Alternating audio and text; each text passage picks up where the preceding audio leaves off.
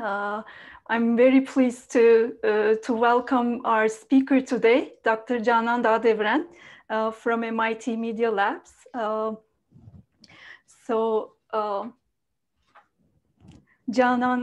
Dağdeviren is the LG Career Development Professor of Media Arts and Sciences at the MIT Media Lab, where she leads the Conformable Decoders research group.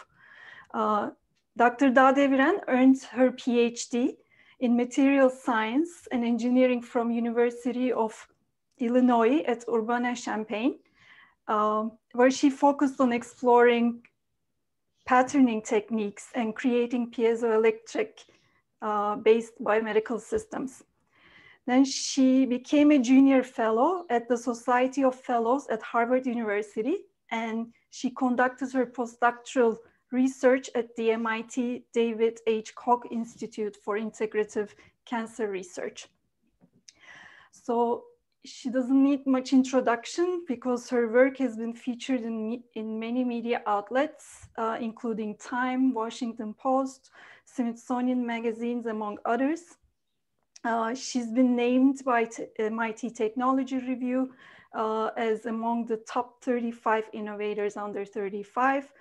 Forbes selected her as one of the top 30 under 30 in science. She has been named as the Spotlight Health Scholar by Aspen Institute and world #1 in medical innovation category of 10 outstanding young persons of the world by Junior Chamber International. And most recent, so I mean, she has many honors. She was invited to attend the Nobel Prize ceremony in Stockholm, Sweden, and recently she has been named as 2017 Innovation and Technology Delegate by the American Academy of Achievement. She was also among the 87 of the nation's brightest young engineers who has been selected to take part in the National Academy of Engineering 25th Annual US Frontiers Engineering Symposium, which was hosted by Boeing in Charleston, South Carolina. So I hope I did justice to all your accomplishments at this early in your career, Canan, and I'm particularly very excited about hearing your research. Thank you so much. Thank you so much, Başak and Selmiye Hocam, for your kind invitation, and thank you, Başak, for your humbling and great introduction. I'll share my screen, and hi everyone. Good morning, the ones in Boston, and good afternoon to people in Turkey. I'm especially excited to give a talk to people of Sabancı University, where I received my master's degree. I had fabulous time at Sabancı University, and sort of it prepared myself very well for my journey in the US. So I'll start first with the name of my group. The name of my group is Conformable Decoders. It's usually in Turkey and here in other departments where the groups are named with the name of the professor. Instead, we use two representative keywords which can describe what we do. And as you can see from the initials of my group, it's sort of my first and last name initials as well. So I have a code in my own group name. And I call it Conformable Decoders because we believe that we live in an ocean of physical patterns, heartbeats, respiration, neuronal activities, temperature change, and so on. And all this human physical patterns contain information in coded ways. And we would like to decode these physical patterns and try to understand how the body language is speaking to us. And our devices are our decoders, are our devices, and they are conformable so that they can take the shape of any human tissue and decode these physical patterns in a meaningful ways. And what we do, we basically mainly exploring the human body. We create different kinds of electronic devices in implantable forms for brain applications, for ingestible forms, for GI applications, or for attachable forms for internal organs, or for wearable ones for the knee application so that we can understand your gait mortality. But why do we do all these things? What are those devices going to provide us? So instead of targeting only one single specific organ in human body, we would like to target multiple collections of organs in human body and try to understand the human body in a collective and systemic way. For instance, imagine that you are Parkinson's patients. So what you do, you take the drugs orally or intravenously, which is unnecessarily affecting your whole body. And there is not a direct understanding how the neuronal activity is actually changing your second brain, the GI mortality, or how all these things are changing your gait quality. While you are walking, while you are freezing, the medication in the brain or GI, how they are affecting your gait quality. So we are trying to come up with different types of devices based on the organs that we target, and we collect data from these organs. And from all this population of data, we try to picture a clear understanding about human physiology. And we do all these beautiful devices in our clean room, which is called Yellow Box. And this is the first of its kind clean room at the Media Lab. We call it Yellow Box because it has a yellow color. Not only yellow is my favorite color, it's also the needed color for clean room, because we use special polymers, which are very sensitive to UV color. That's why we need to use special tinting at the lighting, which makes our room to look yellow. And we use clean room because the feature size of our devices are so tiny, so we don't want any dust particle to be a part of it, otherwise the device would not be functional. For instance, in this room that I have, in my office, I have billions of particles, whereas in this clean room, thanks to the special filters on the ceiling, we can suck all the dirt and dust and leave a clean atmosphere for our experiments. And we have to wear like this kind of special bunny suits that we call like an astronauts. We go inside the clean room and do our experiments. And as you can see, it's physically transparent. There is a reason for that. When I came to US from my home country, Turkey, back to Turkey, I really had great theoretical knowledge, but not necessarily great practical knowledge. I didn't know how to handle a wafer, how to do spin coating, how to cut the wafers. And I was unfortunately like one of the few female scientists in the group when I came to US. And whenever I asked a question, I was rarely getting an answer. So instead of being sad and going back to my home country, I took a chair and sat on it and observed everyone in the lab from morning till night for months and years. 2 years, none of my projects worked, but accumulation through observation that I gained in the clean room helped me a lot. And I promised to myself in future, if I have a chance to build my own lab, I will make it physically transparent so that it's made of glass walls so that anyone can see through whatever we do inside the clean room without taking any permissions or training. So this is kind of a dream lab for me. And it's an amazing feeling to do my dream projects along with my amazing students in my dream lab. And this lab has some special management technologies that we created inside inspired by Toyota. And it's a lean lab. And thanks to the Toyota 5S technology, we can manage the lab very effectively. And actually, during the COVID, all the labs shut down at MIT, and we were given like a week to wrap down everything. And thanks to the lean lab methodology that we have, we ramp down everything within 15 minutes, and we ramp up all the entire clean room facility and the processing again within 15 minutes when we are back to campus. And we publish a paper with an invitation from an editor of Advanced Intelligence System during the COVID. Like it was in April, the paper was published, and we showed all the things, how we manage the clean room and what kind of effectiveness and safety that it provides to the researchers in our lab. And it was highlighted by many avenues, including the MIT's main website.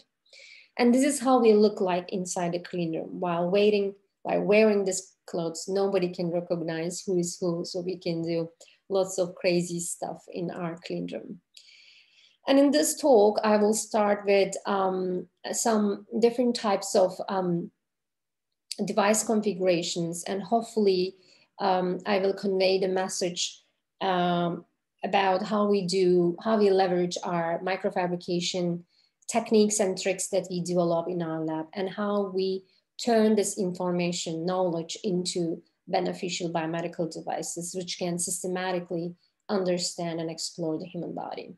So this is one of the inventions that I did during my PhD. So I'll talk about PhD, postdoc, and current faculty work all together, because my ultimate goal in life, not only in my academic life, in life in general, to understand the human body, because I feel like if we understand the complicated human body, we would be understanding many of the obstacles in real world, like economy, politics, global warming, and many other things.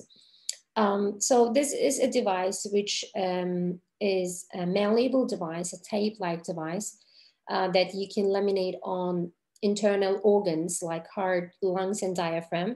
And this device can capture mechanical energy and convert into electrical energy through piezoelectricity.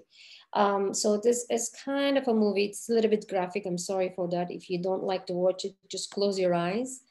Oops. Okay. So this is a cow heart where we affix the piezoelectric based tape-like electronics on it. Whenever your heart beats, whenever you inhale and exhale, this device is deformed and produce voltage and current to run your rechargeable battery or pacemaker, so that you don't need to change it every 6 to 7 years due to the depleted battery. So with this technology, you can use the energy right away, or you can charge it, you can contain it in a rechargeable battery and use it whenever you need it. This technology is especially important for implantable tiny electronics powering. And maybe I should first start what piezoelectric means. Piezo means strain, stress deformation, and electric means positive and negative charges. So whenever you mechanically deform a piezoelectric component, you get voltage and current. So you can use this as sensors and as actuator or a mechanical energy harvester. In this regard, we use it as a mechanical energy harvester configuration. Of course, there are multiple amazing researchers all around the world who focus on different types of piezoelectric materials to generate electricity, all the way from PZT, lead zirconate titanate, to copolymer piezoelectric components like PVDF, TRFE.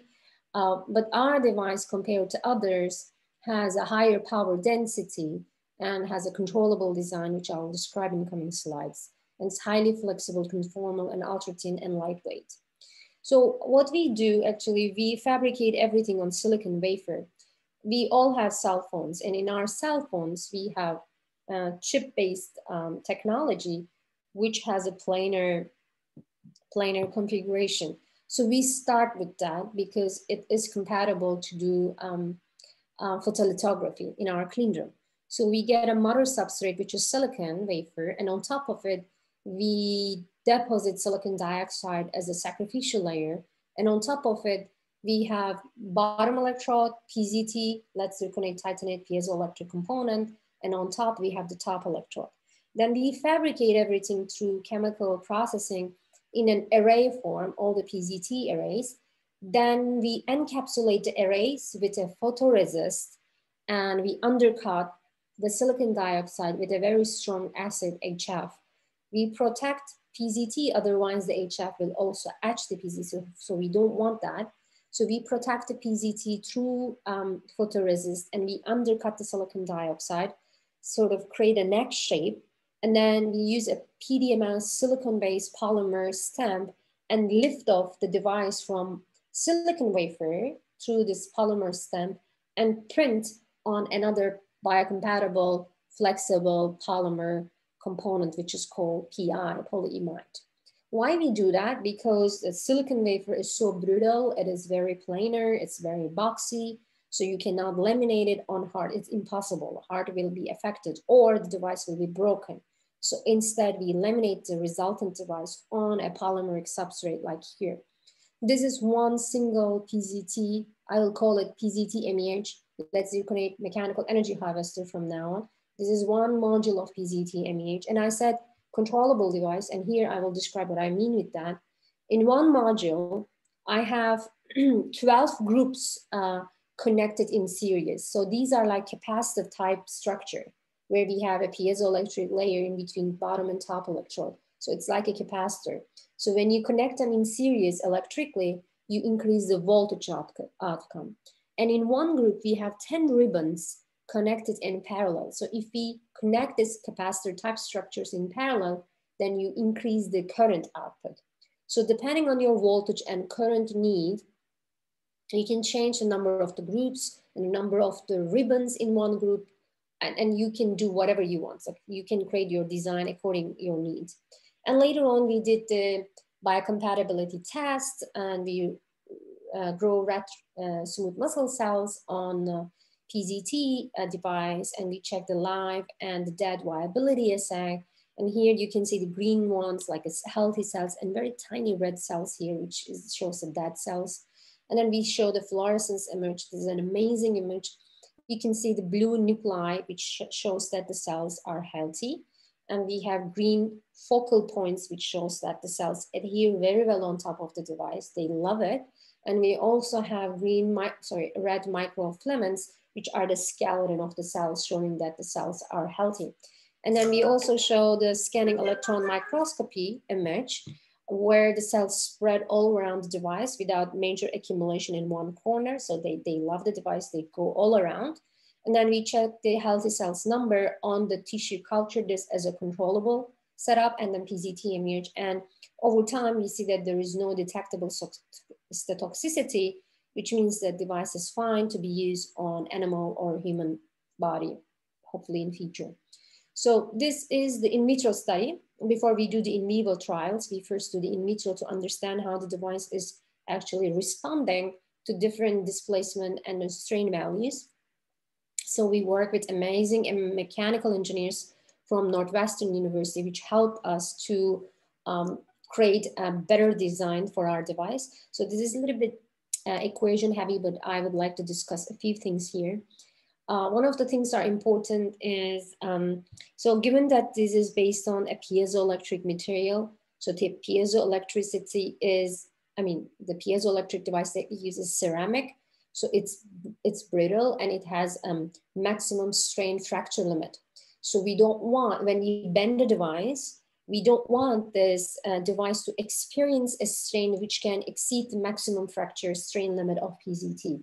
So we sort of change the device layout in a way that the strain membrane will be a function of H, which is here the value. I will just move my cursor here, which is a value that you can calculate from here. So we put the nitromechanical plane far away from the mid layer of the PZT piezoelectric layer with a value of H, and H is important and it's a function of the membrane strain. So we calculate the membrane strain and we calculate the thickness of each and every layer in our device layout so that the membrane strain will not exceed the maximum fracture limit of PZT.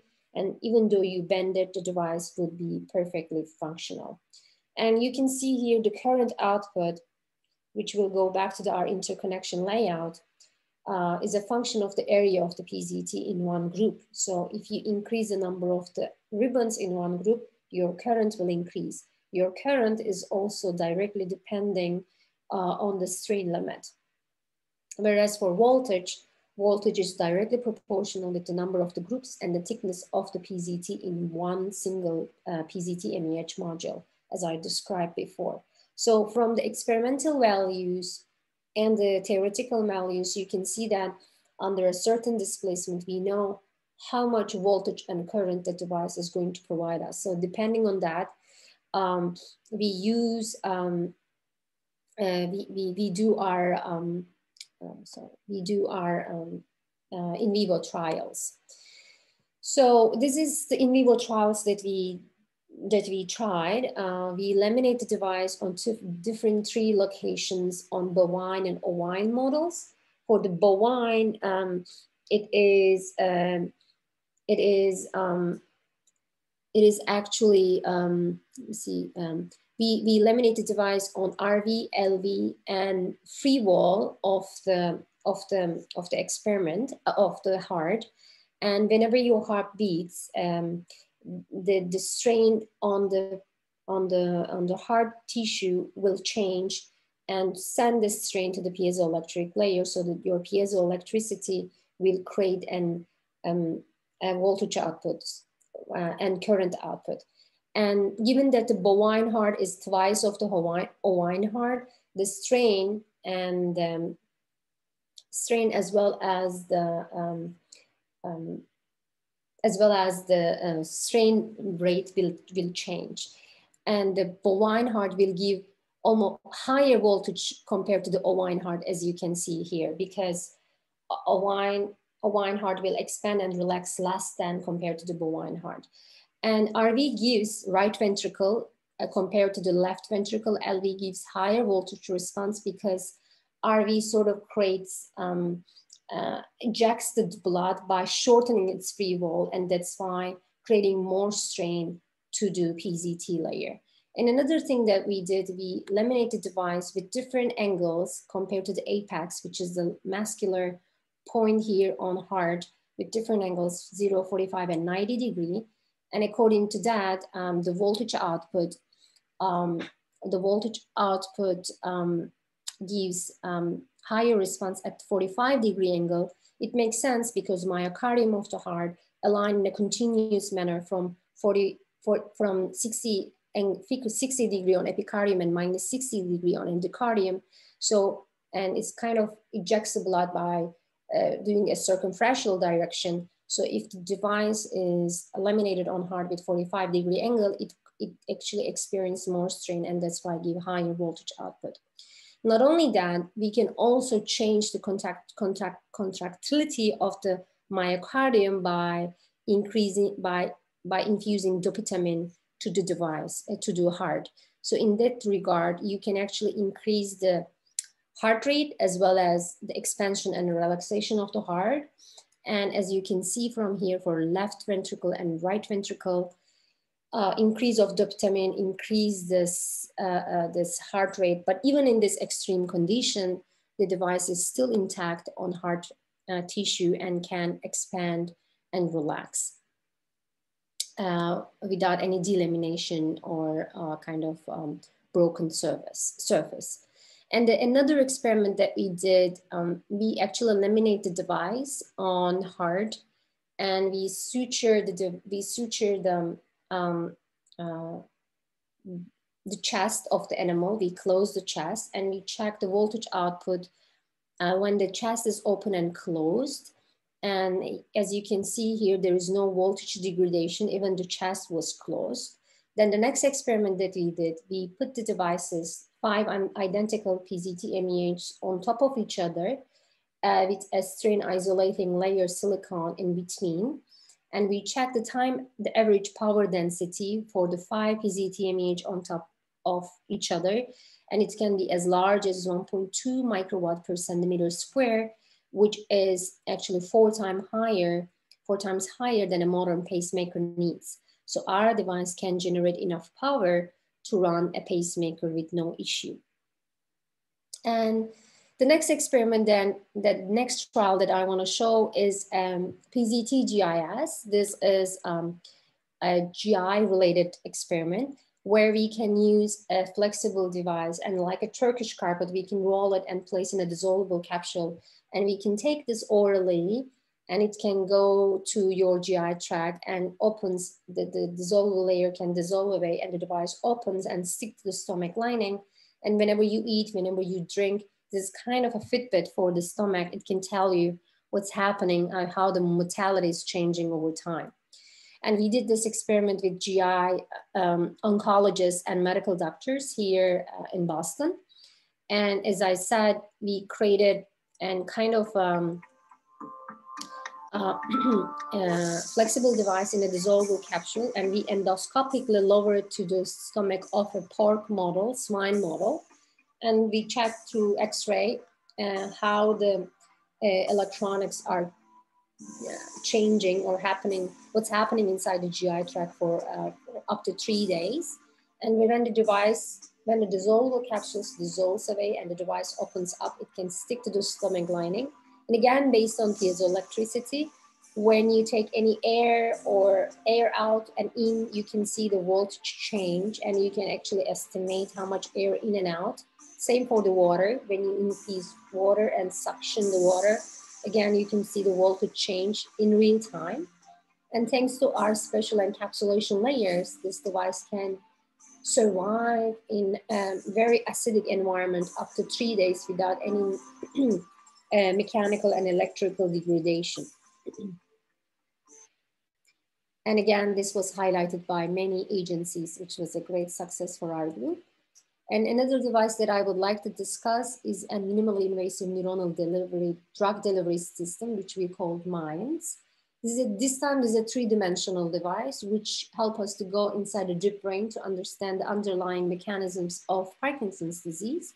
Why we do want to do that? We want to target the very tiny regions in the deep brain to infuse multiple drugs so that we don't need to necessarily affect all the other off targets in our body.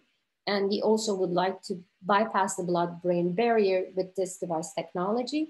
And thanks to our microfabrication techniques, we can make the device as long as 10 centimeter, especially for the non-human primates, because usually the people do for the smaller props, and which can go only the shallower region, cortex of the brain, but we want to go to the deep brain because they are associated with the more complicated circuitry and diseases in human body. So this device, what it can do, it can go into your brain and measure the neuronal activity. If your neuronal activity is not normal, then it can infuse drugs with a very pinpoint accuracy and very small amount to normalize the neuronal activity. And so it's kind of a closed loop. We don't necessarily blindly infuse a drug. We first check the neuronal activity, then we infuse the drugs accordingly. And how this device works, as I said, we can make this larger for the non-human primates and eventually for human beings, and we can make it smaller for the rat models, smaller animal models. And we use homemade tungsten electrode for the neuronal activity measurement, and we have borosilicate channels for the drug infusion. And the tip of the electrode looks like a pen here. This bright region is the exposed region where you can measure very single cell specific cell types. And the rest of the electrode is encapsulated with a special dielectric layer, stack of silicon dioxide, aluminum oxide, and silicon dioxide. We don't use polymer because this is much thinner compared to the polymers that we may use. So it makes the overall device as thin as your hair fibers, like only 200 or 150 micrometer in diameter. And how we do that, again, like I showed in the previous PZT MEH invention, we fabricate everything on silicon layer, but this time we have PMMA, a polymer which can be dissolved in acetone as a sacrificial layer, and we have a PI, polyimide template, where we in-house all the borosilicate tiny channels and tungsten electrode, and then encapsulate everything with epoxy and immerse everything in acetone. Then this PMMA dissolves in acetone, and entire device can fly and swim in acetone bed. Then we use a vacuum tweezer and suck from one end and go to the stainless steel tubing end and suck from the other end of the stainless steel tubing so that all the three components can align along with the stainless steel tubing. Stainless steel tubing is good because it's biocompatible, it can be used in the brain applications, and it's easy to be manufactured, like for the borosilicate channels, for the drug infusions that we use. And, oops, sorry, and a second, okay. And we also use remotely controllable micropumps. And these micropumps can infuse drugs just through a coding that we send from our computers. There is no, it's all can work wirelessly. There is no electrical cables outside. Everything is chronically implanted in the brain as well as under the shoulders of the animals, which I will show in coming slides. And as you can see, all the tiny device components are inside the stainless steel needle tube, so that you don't need to use another guide tube. You can directly put it inside the brain. And this wirelessly controllable micropumps can have a reservoir for the drug, 2 different drugs, which can infuse the drugs, distinctive drugs on the tiny regions of the large and small animal models. And we did the trials with the PET technique to show how, when we infuse the drugs, how much diffusion it might happen, or if there is any backflow. And thanks to our device technology, the diffusion is negligible and there is no backflow, which is very important for this technology. And for this experiment for the rat, we lower the device to the substantia nigra, where we have dopaminergic neurons, and we infuse muscimol to create a Parkinsonian model of the animal. So here, when you infuse the drug, so you actually let the animal to turn right or left and stop, depending on the drug infusion that you provided.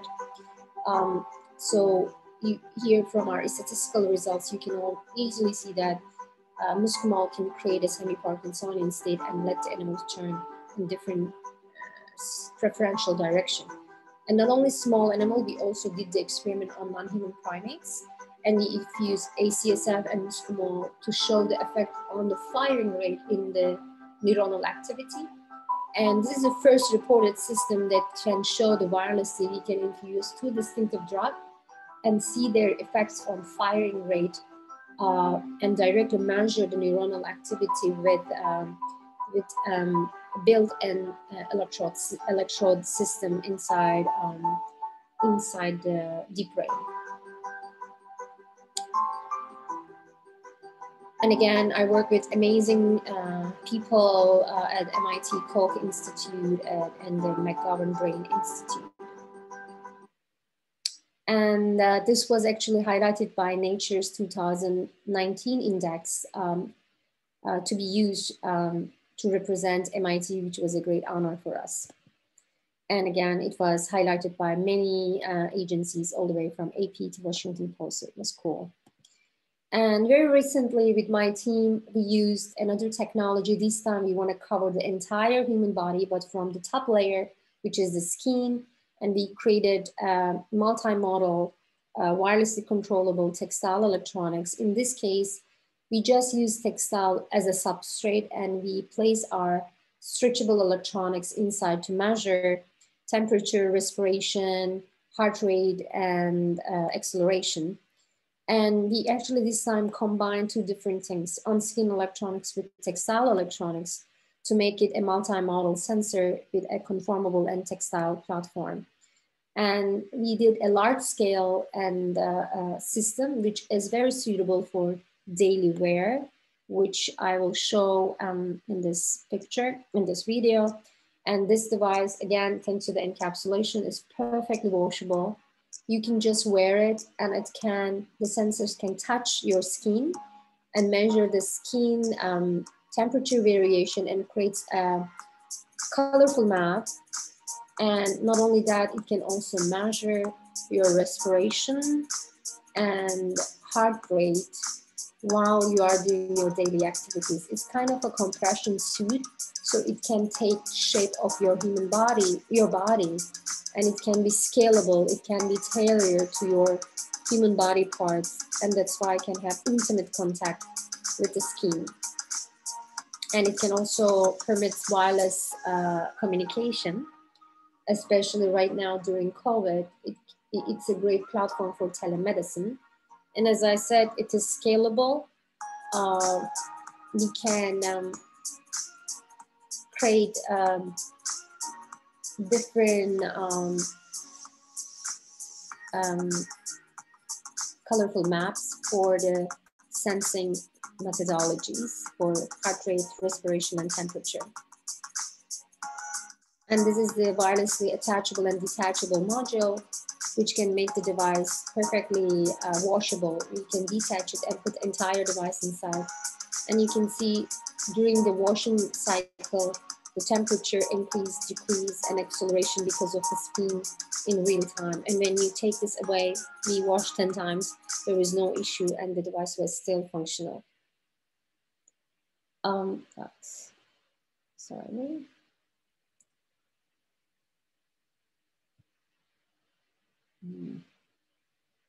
And if I will just move, there's an issue, I think. Not only that, we can also show your heart rate and respiration while you are doing kind of a gym activity inside the gym. Like you can walk, you can run, and you can see the change in the acceleration and temperature in real time.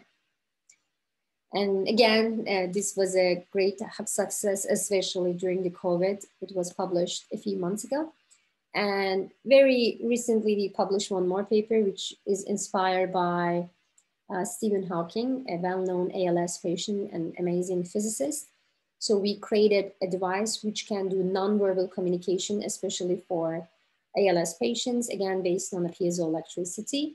You can measure your strain variation on skin through this piezoelectricity and kind of associate it to the voltage output. And in real time, we can do the real-time language classification based on your strain variation. You can, with a simple smile or to which you can say, I'm hungry, I'm thirsty, or I want to go to toilet or something like that. So there are current solutions are not suitable for the daily use, like they are very rigid, bulky, and they really need high computational load. So we decrease the computational load by 3 orders of magnitude, and we can create thousands of messages through this skin-like electronics. We can simply laminate it. We can again detach it from our silicon layer and laminate on skin. And here we actually calculate the skin variation and strain through our DIC, digital image correlation technology, to make sure that where to laminate the device and how to assess the cross-validation. And for instance, here in real time, we can do a purse lips and have the strain variation in real time, or we can do other types of movements and see the skin variations, skin strain variations right away, which will correspond to different types of strain values on skin, as well as different types of messages that we create, like a smile may say, I'm hungry, or other things. So, and this is also invisible. We can actually, given that it's so tiny device, we can actually camouflage it foundations on skin, and nobody can understand that you have something on your skin, which will be a great way of to blend this technology in society with societal pressures. And we use Canan DTW for the real-time language classifications, and we create different strain maps. And from that, we measure this waveform function, and we group them. And then in real time, we do dynamic time wrapping distances and create different types of motion libraries based on the technology that we have. And this device is only $10 per piece because we did 12-inch wafer processing, and we would like to have this device as a dissolvable device for daily use applications. Not only we do research and science, we also do show our research in an exhibition forms. This is the first junior faculty exhibition in the main lobby of Media Lab, where we placed our pictures of our device inventions and also an inspiration of this device inventions, like a family members that we have, and we call it the bees of science. So my students come from different parts of the world with different backgrounds, and they blend their knowledge and culture in a very beautiful form and creates the honey, like the science that we have. And that's why I call this exhibition as the bees of science. And as I said, our ultimate goal is to decode the magic of the human body. Thank you so much.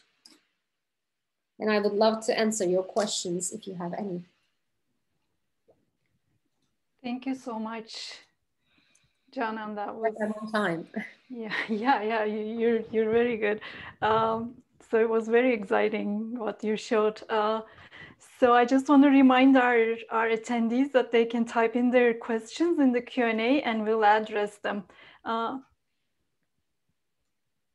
So I see one in the Q&A. Have you ever tried to use these materials to deliver the drugs instead of harvesting energy? I think this question came when you were describing your work in your PhD, where you used your devices for pacemaker. Yeah, it's a great question. Thank you, Tuba, for the question. Yeah, I haven't, personally, I haven't used these materials to deliver drugs. But there are people who are working on such things. For instance, I know Bob Langer, Michael Sima, they use different types of metallic reservoirs and apply voltage so that they can open their structure when they are inserted inside the body to deliver drugs with different profiles. But I mostly focus on electromechanical systems. So instead of drug delivery, I do energy harvesting, but I also use our microfabricated technology for the drug delivery, but in a very passive format, not the active format. I just create channels for the drug infusions. Canan Hocam, thank you so much. There's a long question. Can you see the question from Yes, Mustafa Emre? So would you like that I will read it, or can you? Sure, I can read it. And Mustafa Emre Karachar, thank you for your very detailed question. Okay, he says, as I remember from your previous works, you were using PZT for most of your piezoelectric devices. Although PZT is a useful piezoelectric, it contains of lead, and lead is also known to adversely affect organisms. However, you show that the statoxicity was not present in the images, which was wonderful. Have you prevent lead toxicity? How you prevent lead toxicity for tissues and cells in applied region? So let me first answer this question. This is a great comment and question. Thank you so much, Emre. So when we, yes, you're right. I didn't mention about this. After fabricating everything, we also encapsulate the device with a thin layer of polyimide, 1.2 micrometer thickness. And polyimide is a biocompatible polymer, and it sort of doesn't expose the PZT to the any tissue. And also, maybe I should also mention about this, the lead zirconate titanate can only be decomposed, means to the lead zirconate titanate at a very high temperature, like 700, 800 degrees C, but we cannot reach these temperatures in human bodies. So it's technically okay to use, even to expose PZT. And there are studies like that. For instance, Michael McAlpine from University of Minnesota, he also showed the PZT, exposed PZT, and he grew cells on top, and still this, the toxicity doesn't change over time. So it's perfectly fine because there is no exposed, decomposed lead in a single form. It's like all compound form. But in anyhow, I know that it has not been like approved in Europe to be used. In anyhow, we use an encapsulation layer. But right now in my group, to change, so kind of to go away from PZT, we are trying to use other types of lead-free piezoelectric materials like barium titanate or sodium potassium niobate like Canan. These are the other things that we try to use. But to answer your first question, we use polymer, biocompatible polymer to encapsulate our device. The second question from Mustafa Emre, will you prefer switching to aluminum nitride or zinc oxide piezoceramics in your feature studies to reduce concern about biocompatibility? Yes, we can, and which we did. Actually, the last device that I show for the ALS patients, it's based on aluminum nitride. There is drawback aluminum nitride compared to the PZT. You can get a lower piezoelectric voltage outcome, but it's okay for the aluminum nitride ALS patients tattoo-like device case.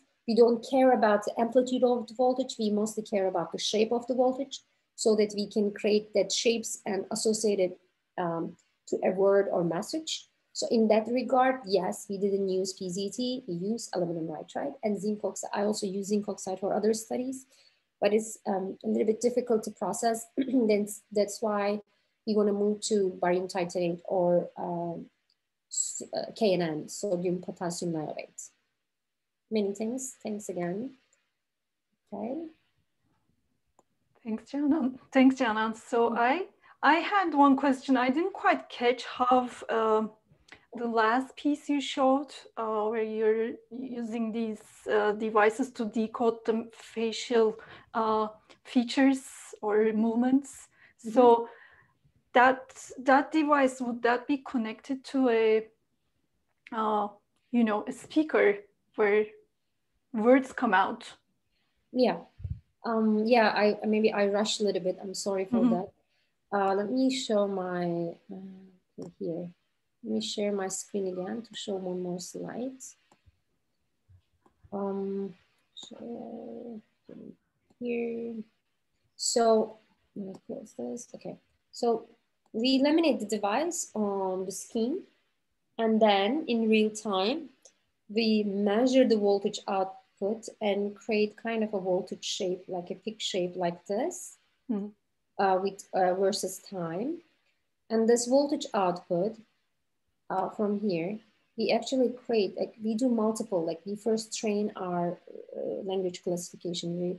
We first create, we say, for instance, A all the time, like 10 times, and we measure the voltage waveform. And because you cannot say A all the time exactly the same way. So we create a population of strain values and waveforms for this particular message, which is A. And then we use, and then we create groups of these things. So this is, for instance, A, this is for B, this is for C, and we create a group for all this. It's kind of a step, think about like the main peak and then standard deviation. And then from here, we use a language classification algorithm, which is called Canan DTW.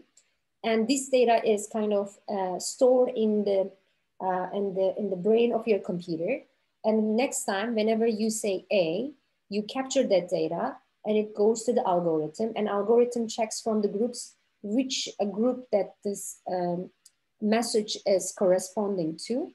And then if it is similar to the A, then the system says this is A.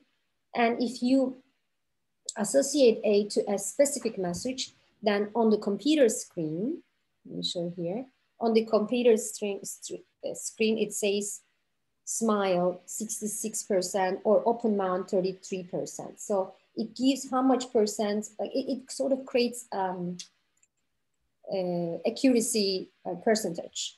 When you do such measurement, when you do smile, it may also think that it is open mouth or A or C or D. So with the real-time classification, the computer receive the information and then go to the train library and see which library corresponding to that, the new movements that we have done. And then in real time, it can say, the computer can say, I'm hungry, I love you, I just want to go home, something like that. So it's all about, the end is the data classification and real-time language classification along with our data collection through ACF cables. Thank you. Yeah, there are a few questions that came in, if you can see them. Canan, if you like, I can read one of them. Sure. Yeah. Thank you so much for a great presentation. Ruben said, can these devices be potentially implanted in bony structures? Bony structures, like inside the bone, maybe? This is what he means? I think so, yeah. If this is what Ruben means, it might. But I kind of define myself soft tissue person. So I don't necessarily target the bone structures, but could be, maybe not implanted way. We can also measure, actually I didn't mention, but we also work on ultrasonography technologies. So we can also see the change in the bones and fractions or calcium reduced through the wearable forms rather than the implantable forms. But I haven't, I don't know, it's kind of not my interest as well, but I don't do bone related or like hard tissue.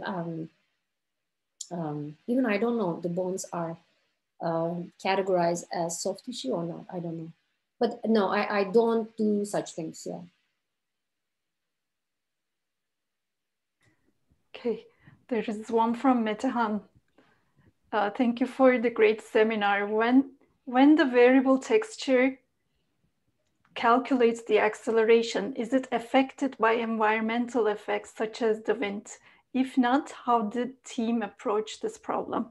Yes, this is a great question. Of course, it is affected by the wind and other things like the frictions and other things, but we use low band filters to filter the low frequency, or depending on like what kind of things, but usually low frequency signals from our configuration, from our data.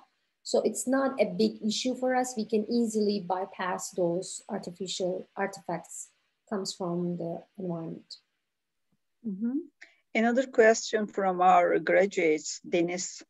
Do you see the application of hydrogels promising in the design of flexible devices, since they have a low Young's modulus, similar to that of skin? She's asking. Yeah, great question, Dennis. Yeah, we usually use hydrogels.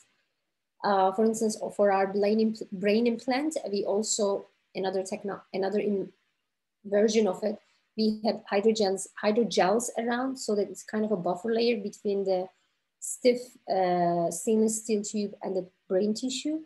So this was one thing. But overall, I worked a little bit with hydrogels, but not so much as compared to the piezoelectrics. It's hard to manufacture, it's hard to pattern them, but it's definitely can be used as a buffer layer between the device that you create and the tissue that you laminate or implant. Yeah, one last question from Aslan. She's asking about your devices targeted for the GI tract, I think. What material was the degradable capsule made of? And how did you target your capsule directly to go to stomach? Great question, yes. Aslan. The capsule was made of, this was actually provided by a company, so they did not necessarily disclose the information perfectly, but based on my experience, it may contain some silk and other like kind of polymers as well, but it's not harmful. It's like the capsules that we take orally in daily basis. This is a similar material. And how did you target your capsule? Yeah, because we use endoscopy, and that's why we can actually have the device to travel from the GI tract through the endoscopy holder to the stomach. And then when the dissolvable capsules dissolves away, the polymer substrate is so thin, and through the van der Waals forces, I didn't mention about it, through the van der Waals forces, it can stick to the stomach lining without any adhesives. But we also did one study, not only that, we also used clips to clip the device to the stomach lining so that it can stay in that certain location while you are feeding the swine throughout the trials.